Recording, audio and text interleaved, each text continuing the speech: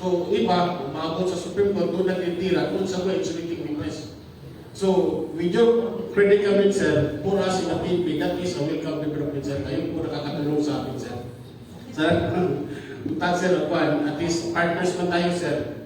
While we conduct the operation, that is also good news po ito, sir, na amplify po yung accomplishment po ng PNP. Yan po, sir. Thank you very much. Thank you, sir. We would like to remind our two remaining media partners to please limit your question to one major question and one follow-up because ang atong time is limited na lang po. We still have the workshop. Good afternoon again. Ikaw naman to. You said Ikaw naman to, di ba? all the guests are my co-workers in the journalist. This question related to a major Madison. Sir, nakakatawa ng puso ng pinag-iwain na you give us very important or VIP treatment. In times when we don't know what happened to us, especially if we get killed during our duties as journalists, you really give us to be part of the VIP. However, sir, no, siguro, mas maganda siguro yung protection na bago kami umataw sa trabaho namin, nabigyan kami ng protection po para mapasalamatan kayo na mabuti kayo sa doon na kami. Speaking ngayon, patawag po dito na recovery or solution of the crimes that been happening to us or get killed. Quote, sana po hindi mangyari yun. We still prepare na sana buhay po kami.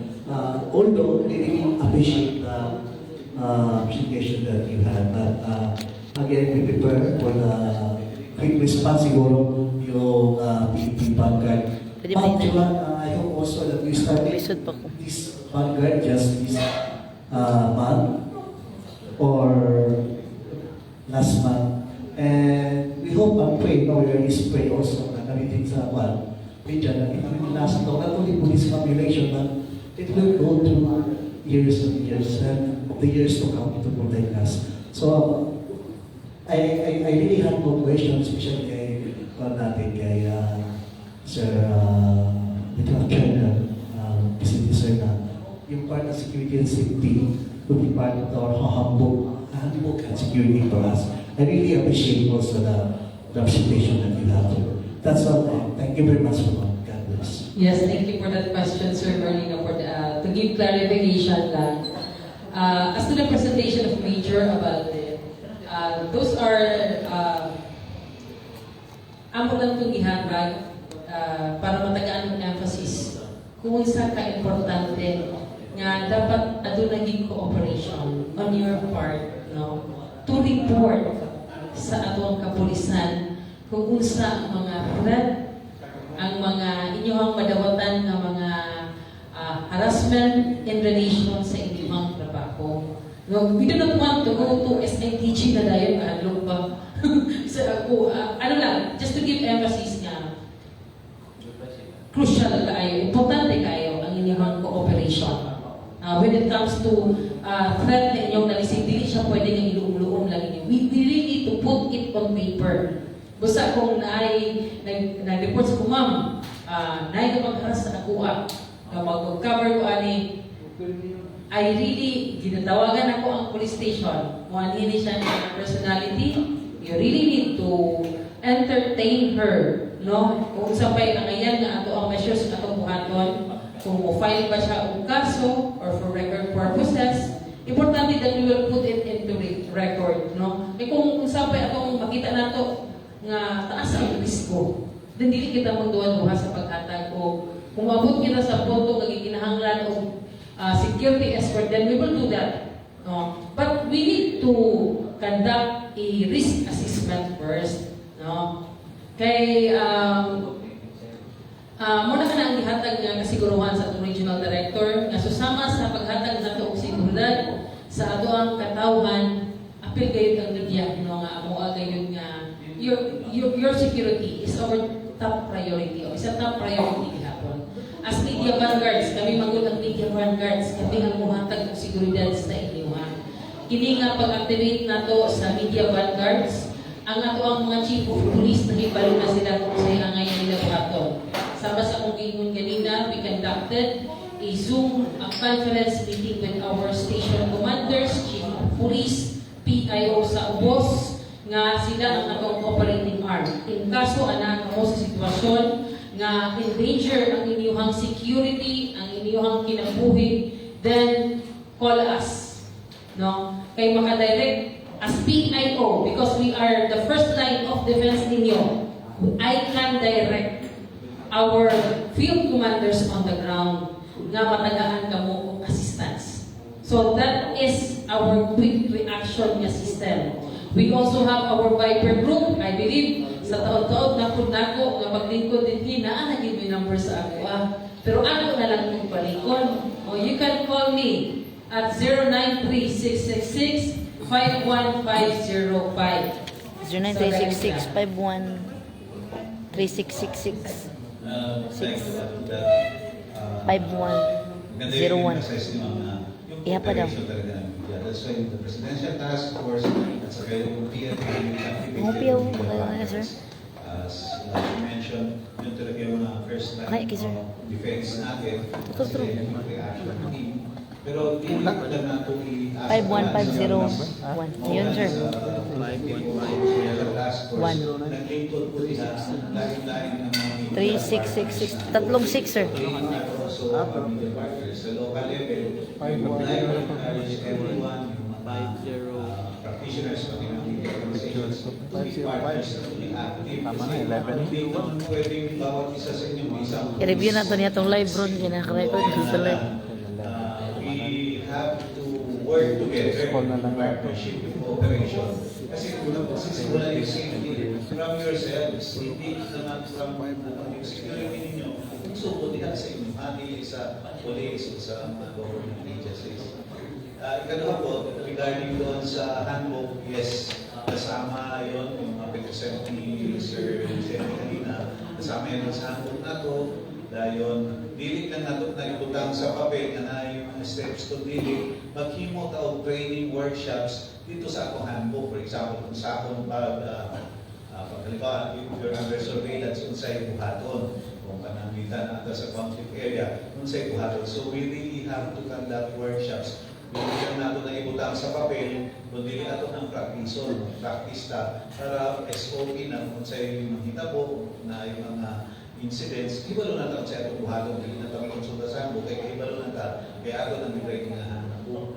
So expect na we will be working together with you. Actually, yun na yung darating na mga buwan, there will be a workshop kasama ang mga PNP, PIOs at ang media. So, mahimong classmate na mga PIO sa city, sa munisipyo, dahil sa mga media na nag-cover sa areas na sama-sama, then we will bring in experts sa security at saka sa safety para sa tanan ng aspekto ng election, for example, isang halimbawa dyan, kunay rally, asaman ng polis, asaman ng katong-rally, asa po ang media para dili may mga protocols at mga guidelines na himuon, and we will do that na practice talaga during those workshops. So expect na there will be more activities sa PTCOMs and PNP and even the other government agencies at kauban mo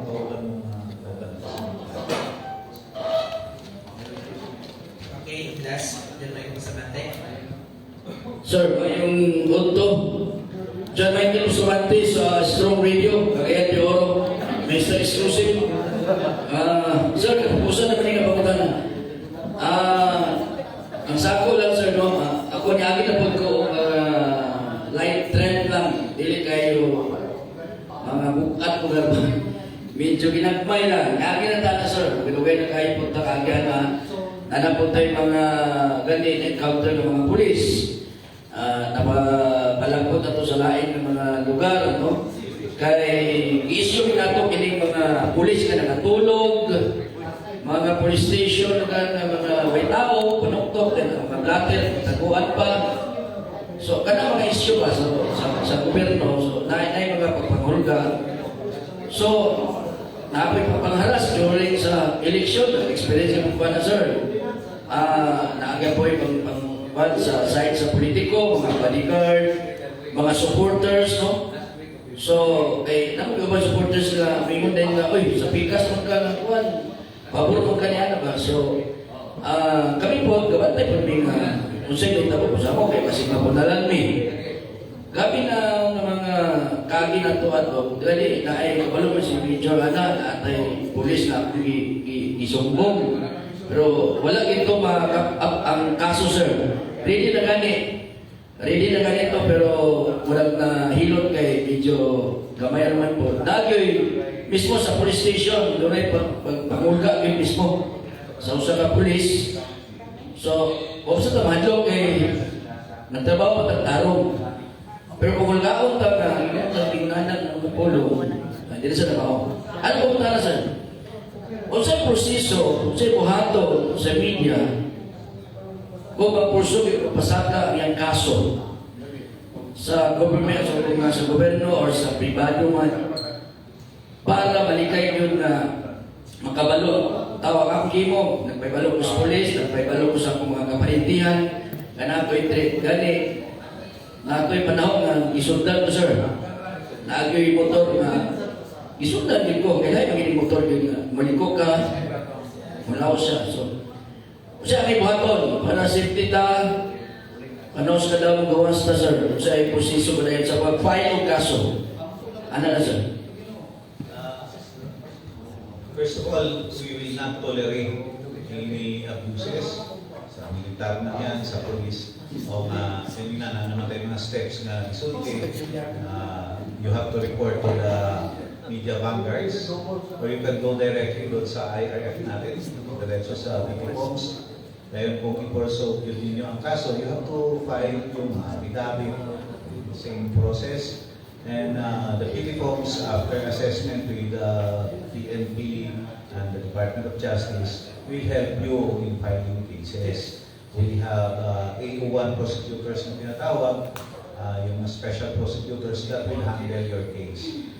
If, for instance, dealing mo na there is local, we can even ask for the transfer of cases. Actually, we have several cases already transferred to Metro Manila as long as willing yung mga complainant na i-transfer nila. So we will, pagkatapos din po na risk assessment and you will be qualified for security escort, the PNP or the NBI will provide you that pagkahuman sa risk assessment kung seryoso talaga ang mga threats. So, mas proactive tayo ngayon. Basta i-report ko lang immediately. We will assess and we will help you in filing cases or even in transferring those cases kung saan sa feeling nyo safe. Depende sa inyo.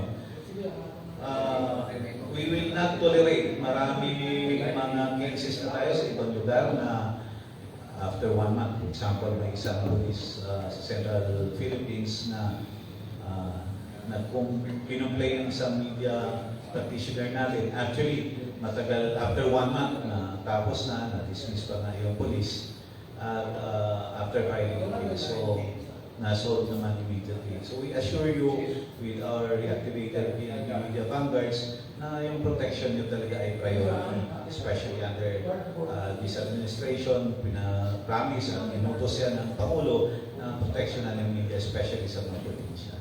So, gawin nyo lang yung steps na sinasabi natin, yung IRF, yung media vanguards. We have all the avenues na pwede kayo mag-report and then we will assess your situation. Okay, thank you po sa itong mga panel. Thank you so much po, First Major Joan Navarro, First Major Elena Valdez.